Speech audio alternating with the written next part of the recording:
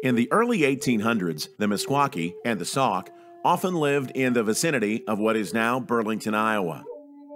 They called this area Shaka Khan. In 1820, the Meskwaki chief Tama, the man who makes the rocks tremble, was living near the point now occupied by Gladstone, Illinois.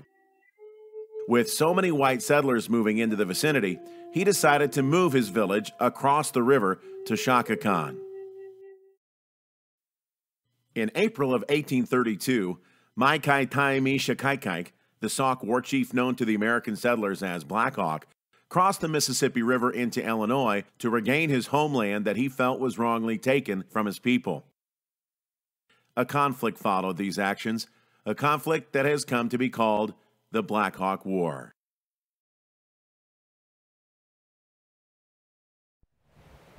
A few years before the war began, Tama had moved his village here, a few miles north of Shaka Khan on the edge of a prairie near the river.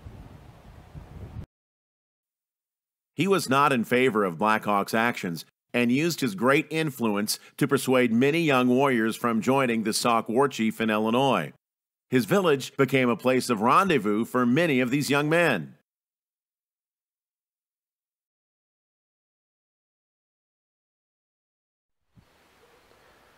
In May of 1832, Chief Tama crossed the river into Illinois to visit his friend Sumner Phelps in the village called Yellowbanks, known today by its Indian name of Meskwaki. A historian recorded the events that followed. Things were in this unsettled state when one night Tama, an aged Fox chief, arrived at the trading house to inquire if his white brother had heard any news from the seat of war. He was accompanied by his wife and son. Tama had a town about 3 miles below the town on the Iowa side. He'd been a great chief and a noted scout. In the War of 1812, he'd given valuable assistance to Edwards, then governor of the Illinois Territory, and carried papers certifying to the fact and recommending Tama as a friend of the white man. He was kindly welcomed, and soon the silence of night brooded over the little settlement. At early dawn, the household was awakened by the trampling of many hoofs. All sprang from their bed with visions of the torch and tomahawk of the red men before their eyes. Oaths and demand for admittance in the unmistakable English tongue somewhat reassured them. Passing from the house, Mr. Phelps found it surrounded by more than 50 drunken militiamen, led by a Captain White, who was as much under the influence of drink as his men. Captain White approached Mr. Phelps and angrily addressed him. "You are accused of harboring Indians, our natural enemies, and I demand that you surrender them to us." To which Mr. Phelps replied, "Tama, his wife, and son are the only Indians here. Tama, you know as well as I do, has always been the friend of the white man and has rendered valuable assistance as a scout in our army. Now he is aged and in the last stages of consumption. If I should give him up, the blood of every white settler from my ground would be the forfeit. I will not give him up." Captain White then said he would give him time to reconsider the matter, and leaving half his men to guard the house, he withdrew the remainder a short distance, breakfasted, cleaned, and reloaded the guns. Mr. Phelps and men did the same. At the expiration of an hour, the captain returned and again demanded the surrender of the Indians. He received a negative answer, and then ordered Mr. Phelps to accompany him to the store. Not wishing to appear afraid, he replied that he would in 15 minutes. Mr. Phelps re-entered the house, and not pausing to count his men, which should have consisted of Joe Smart, William Cousland, and 2 other hands, he called Smart and told him to station the men at the loopholes and defend the family and Indians till the last, and to avenge him if he fell. The young chief glowered with anger, like the war horse that smells the battle from afar, and Tama tottering on the verge of the grave, announced himself willing to reload all that his feeble hands could now do.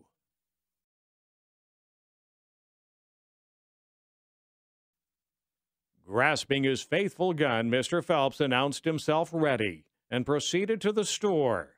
He entered and sprang over the rude counter, and resolved to sell his life as dearly as possible. The soldiers crowded into the little building and formed one solid target of humanity, for the ball from the man at bay could not fail to cut down many in a fight. Captain White again demanded, "Are you ready to give up the Indians? If in 3 minutes you do not promise to surrender them to us, we will shoot you, throw your body in the river, burn your house, and kill your men." Regardless of consequences, Mr. Phelps exclaimed, "Shoot and be damned. I will never yield the Indians to you. The safety of all the whites in Illinois forbids it. If you take them by force, upon your heads will rest the murder of many innocent families, and upon your heads will fall the displeasure of your superior officer, who never intended that the aged and the true should fall, to satisfy the vengeance of a defeated soldiery." As he gazed into the muzzles of the leveled muskets of the soldiers, visions of his family, which consisted of his wife and 2 children, Isabella and Alexis, at the mercy of the red men, flitted through his mind. Captain White clearly counted 1, 2, and just as Mr. Phelps was about to pull the trigger, determined to have the first shot. Shouts were heard outside. "Shoot the drunken dogs. Give no quarter to cowards." The soldiers rushed from the house and threw down their arms before they saw their foe. These proved to be the hands from the mill and the farmers of the Jameson settlement, led by Judge Pence and accompanied by Jeremiah Smith and Thomas Wells. Some were without coats, some without hats, and mounted on horses with the plow harness yet upon them.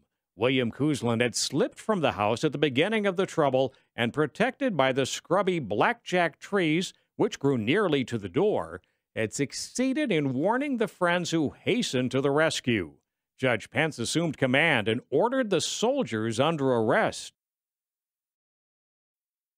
Captain White made profuse apologies and wished to shake hands with Tama.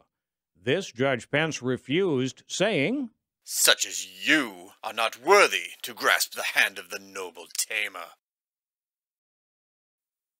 Judge Pence guarded the Indians to their canoe and watched them out of danger as they headed back to their village above Shaka Khan. The crestfallen soldiers were eventually released, and they marched to the Rock River to join the army there. Captain White was cashiered and reduced in the ranks for his actions.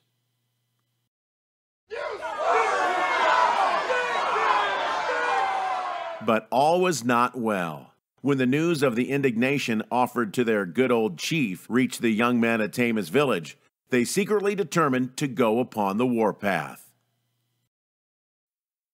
Several months after the incident at Yellowbanks, several young Meskwaki crossed the Mississippi to avenge the insult. They headed inland up the Henderson Creek.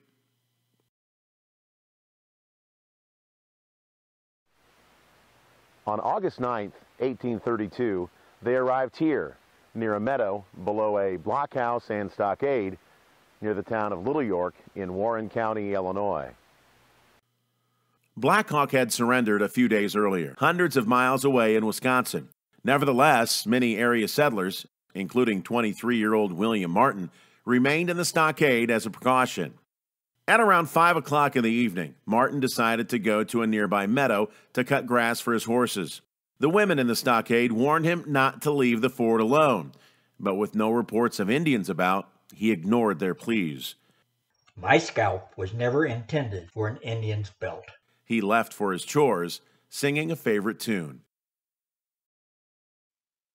The following newspaper account details what happened next. 6 Indians came within a few rods of the blockhouse in Cedar Creek Bottom and shot and tomahawked and scalped a young man named William Martin.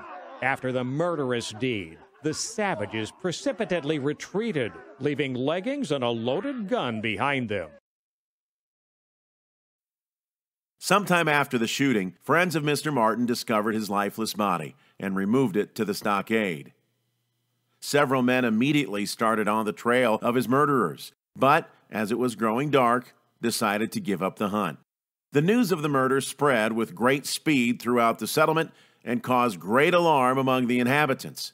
Nearly every family at once repaired to the stockades for safety.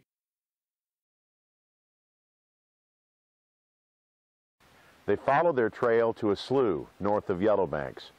Here the Indians embarked in their canoes and escaped to the other side of the river. An express was sent during the night to Captain Butler of the Monmouth Rangers. Early the next morning, the Rangers picked up the chase and upon emerging into the prairie, discovered the campfire of the Indians. The newspapers indicated that Chief Keokuk's band on the west of the Mississippi were suspected of hostile designs and that the regular troops and rangers in the area could destroy Keokuk's party if necessary. In short, there was talk of a second Indian War. Fortunately, that conflict never occurred, but Keokuk was worried that whites would use the murder as a pretext for further fighting.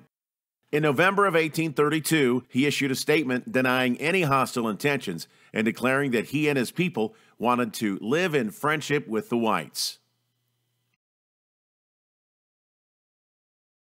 A demand was immediately made upon Keokuk for the murderers, and he surrendered 2 of the offenders to the commanding officer at Fort Armstrong near present-day Rock Island, Illinois. At the October 1832 term of the Warren County Circuit Court, the grand jury reported, 6 or 7 Indians of Keokuk's band of Sac and Fox Indians, who were not included in the warpath under Black Hawk, and other chiefs of the Sac and Fox Nation, came over from the western bank of the Mississippi River to the inhabited parts of Warren County in said state, and unlawfully and feloniously murdered the said William Martin in the most barbarous manner. That the names of the said Indians are unknown to the grand jury. That 2 of said Indians have been heretofore given up by the chiefs of said Indians. That they were confined at the fort at Rock Island for some time, but have made their escape, and are now at large in their own country. That the grand jury cannot now find an indictment because the names of the said Indians are unknown to said jury, but they recommend that the governor of this state be furnished with a copy of this presentment, and that he be desired to request of the President of the United States that the whole of the said Indians concerned in the said murder may be demanded of the Sac and Fox Nation, that they may be indicted and punished for murder under the authority of the laws of this state. President Andrew Jackson made a demand through the Indian agent, Colonel Davenport, that Keokuk surrender the murders. It was a custom among the Sauk and Meskwaki that one person could volunteer to be killed for retribution in the place of another, in order to prevent trouble for the family or the tribe. Chief Keokuk, therefore, delivered up the next of kin of the real murderers to serve as substitutes. The latter fact was not, however, made known to the authorities of Warren County. The Warren County Sheriff, Peter Butler, was notified by Colonel Davenport that he would be at the Yellowbanks about the 20th of March, 1833, with the reputed murderers, and requested that he be prepared to receive the prisoners. On that day, Colonel Davenport, accompanied by Pasha Poho Weeshaw and Keokuk, together with quite a number of other Indians, his guard and the interpreter arrived at Yellowbanks and delivered into custody of Sheriff Butler 4 young warriors. The prisoners were divested of their weapons and ornaments, placed under guard, and taken to Monmouth, Illinois, the Warren County seat.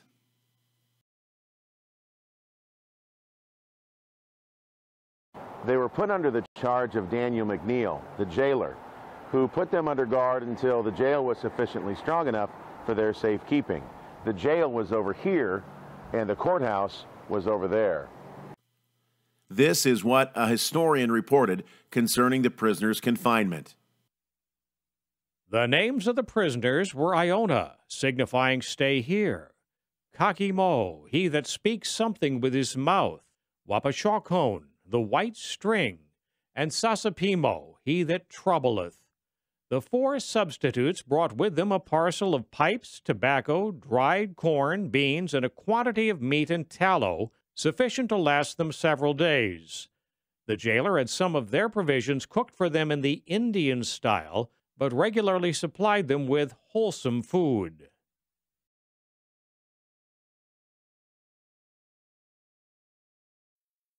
One day they refused to eat until a speech had been delivered by Iona, to which the others responded. And when ended, the speaker gave the jailer a large green blanket, a pair of moccasins, and a handkerchief. He was unable to understand the speech and judged the Indians wanted the blanket and handkerchief washed.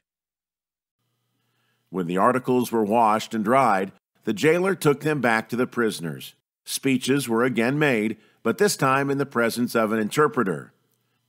Iona told the jailer, Nahai, Nitanaku Hasu Benenkuhi, Agwigas Namasakawalkin, Shishawalkin, Agwigas Nawakichin, Gina Wamakichin, Nawikanan, Jagimeku, Nawich Meskwaki Henanak. Becky Jameku, Kitapena Mutunubin, Jakigaku. We meet Jiag, we menuag. Bawi Gishaji Hiage, Ashaway, Bakitapene, Gagisayue. Dinamekunawan, Gahun Kutakakua, Agui Kashkayuagin Enok. Inaja Waj Minanag Inen. Etabi Hiag. Nitakata Benaja Winakunaman. Kitu da manaman. Tashiagmegu, Kitu da Magu Minabin. When he moved kabut, Bakisanasuag. Iyama, a wajiag, Aya Bamiwag. Nehajamu Benamago, Ashi Asemihiag. Naina, Gitchigiwin, Bianutaman. Nina Namako, Ginamasagunabin.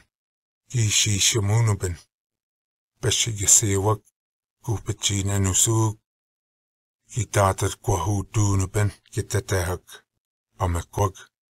Iahine. We be at do not monigaku, Emigian, Goon, Michibawayak, Gina Gamagunin, Tartak, Gewi, Apanuhak, Goone week, Jagi na do dam and onak, Gine egg, you do dam.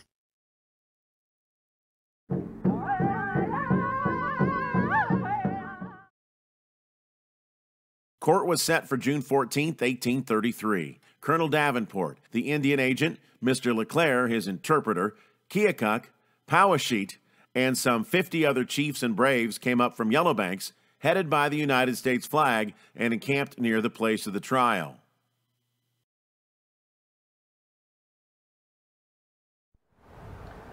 A grand jury met at the Warren County Courthouse, which was located here. After a patient examination of Chief Keokuk and other chiefs, they reported that from an examination made by this grand jury, we are now able to state that the 4 Indians lately surrendered by the chiefs at the request of the President of the United States are not the real murderers of Martin.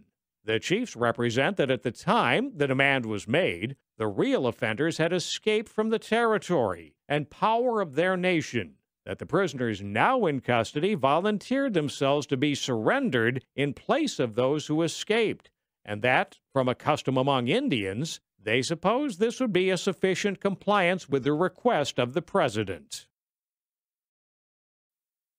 There being no indictments, the attorneys hired for the defendants by the tribe, a Mr. Field of Vandalia, Mr. Galewood of Shawneetown, and Mr. Hempstead of Galena, requested on a writ of habeas corpus that the defendants be released. The Honorable Judge Richard M. Young ordered that they be discharged from their imprisonment and to go hence without delay.